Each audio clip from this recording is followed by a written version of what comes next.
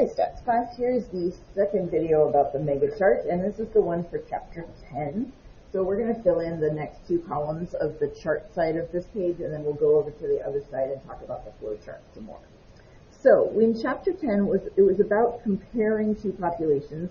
We might have two proportions in this chapter,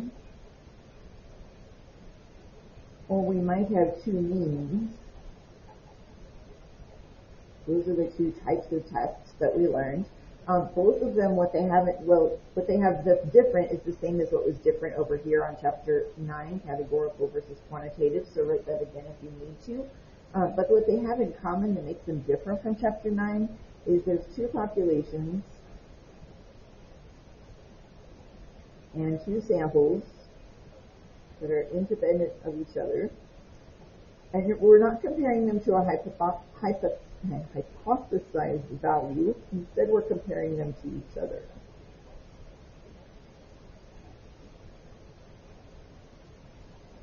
So the two proportion situation is this column and two means is that column, and I'm going to choose a couple more colors. If you have more colors, use them. So I'm going to use orange for proportions because it's kind of like pink, except a little different. And color code. And then the two means situation, I'm going to choose something that's kind of like blue. Let's use green. Two means. My green actually looks a lot like my yellow. Sorry about that. Maybe I'll do this to make it more obvious that this is supposed to be green, not yellow. On the video it looks more yellowy than it does in real life. Okay. So, difference of two proportions and difference of two means. The null hypothesis would not just be P, it would be P1 and P2, and the null is that they're equal, there's no difference.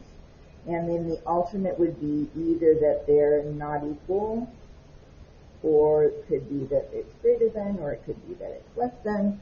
And don't forget to include the context, like we said over here in the margin. And then same thing with means, it's mu1 equals mu2, and it might be mu1 is not equal to mu2, or maybe we think we know which direction it goes. Okay. So, conditions.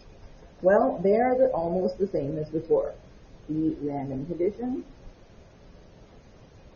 would be random samples, plural, and I'm just going to write this across the border because it's the same for both. They would have to be independent random samples,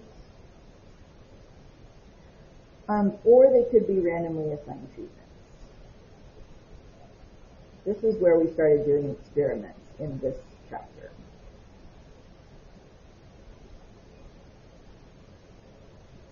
So check for both because it might be either one, but the random thing got a little bit more complicated because you have to think about whether there's two samples that are random or whether there's assigned treatment. Normal is almost like what we did in chapter 9, except there's more of them. So remember we checked NP and NQ, now we're checking N1, P1.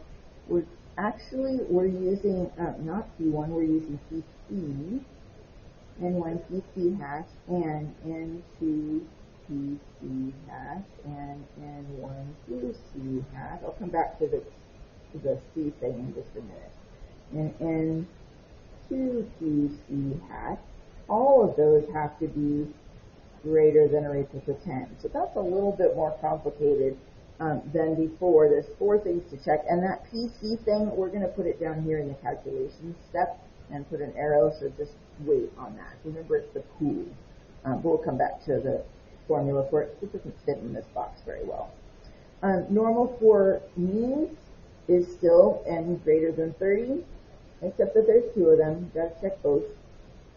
N1 greater than or equal to 30, and N2 greater than or equal to 30. Or sometimes we'll be checking the graphs, both graphs, to see if they're not too skewed. Actually, you're checking the two samples separately. So it could be that one of them is bigger than 30 and the other one you check the graph, and that's fine. And then independence is the same as before, except if it's an experiment. So independence, if you're doing two separate samples, you would have to have N1 and N2 are less than 10% of their populations, and they have to be independent of each other. Let's see, where can I fit that? I can fit it here. So that independent samples actually is not so important up above, it's more important down here. Or if you're doing an experiment, then that independent check is just randomly assigned treatments, and that's all you have to say. So once again, I'm writing across the boundary because it's the same for proportions and for means. I hope that makes sense to you. The one that's different is the normal. Normal is different, and the random is the same, and independent is the same. So that's what's going through my mind. Calculation looks a lot like what we did in chapter 9, except it gets more complicated. So instead of doing p hat, we're doing p1 hat minus p2 hat, and that's our sample subtracting our hypothesis, which technically is that the difference is 0. So it's based on the idea that you could write this hypothesis up here as p1 minus p2 equals 0, and then the 0 goes here. On the bottom, we do the pooled thing. So we have big, long, complicated thing. We have PC hat, QC hat over N1, and PC hat, QC hat over N2. And while we're here, let's talk about PC hat. PC hat you get by adding the X values together and dividing by the total sample size. It is combining both of the proportions, both samples combined into one sample, because our null hypothesis says they're equal anyway. QC hat is 1 minus PC hat, so that's easy. And you just use that in this formula instead of your originals. And then P, to find the P value, too many P's, don't you think? There's a P1 and a PC, and this is capital P. It's the same as what we did over there, so I'm going to do this because we're running out of space. I'm going to write normal CDF, and I'm going to put a dot, dot, dot, and point out to you that it's the same as what we did over here. So you can make a little arrow, or you can just remember that it's the same as what's over there.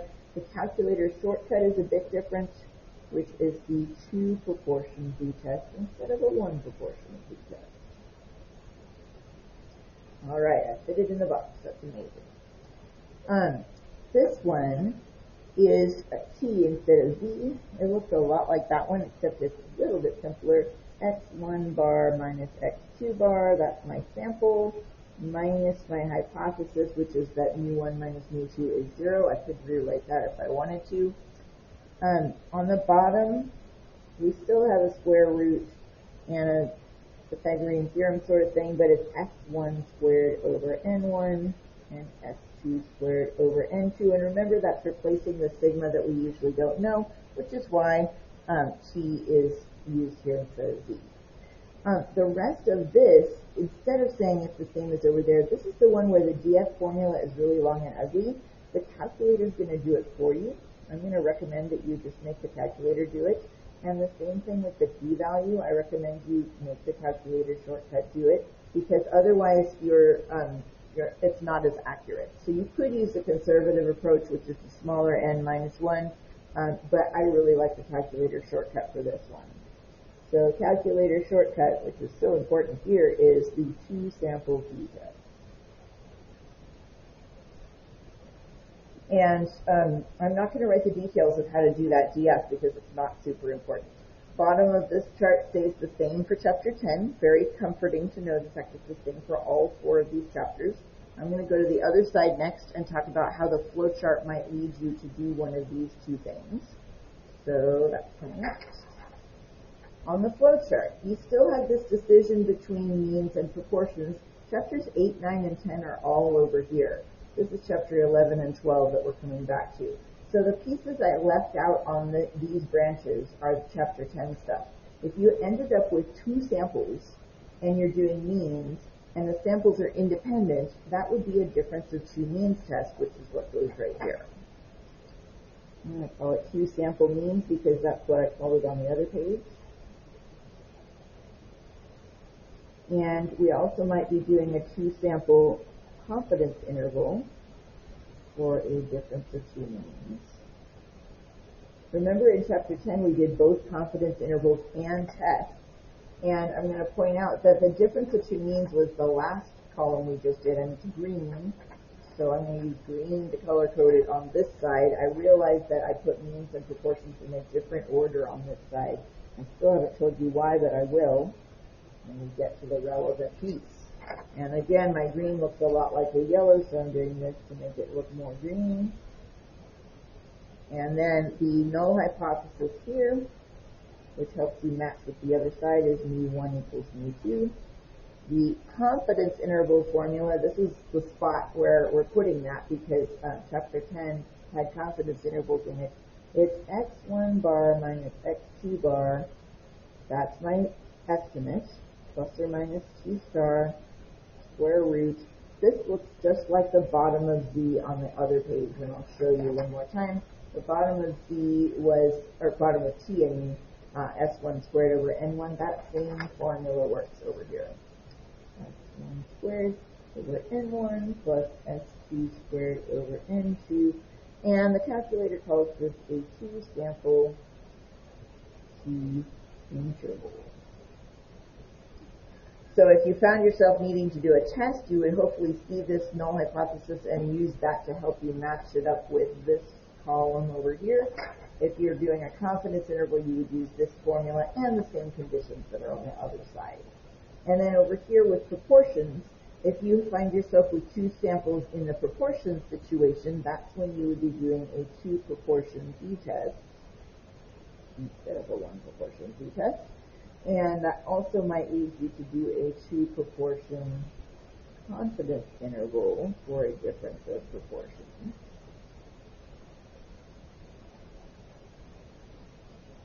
And I'm making this one orange to match the orange that I had on this side with the difference of two proportions.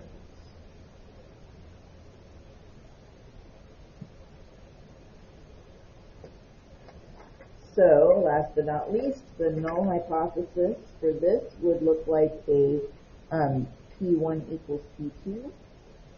Notice these are grouped differently because in the thought process, it might be that you choose means and then have to decide between chapters 9 and 10. Or it might be that you choose proportions and have to decide between chapters 9 and 10.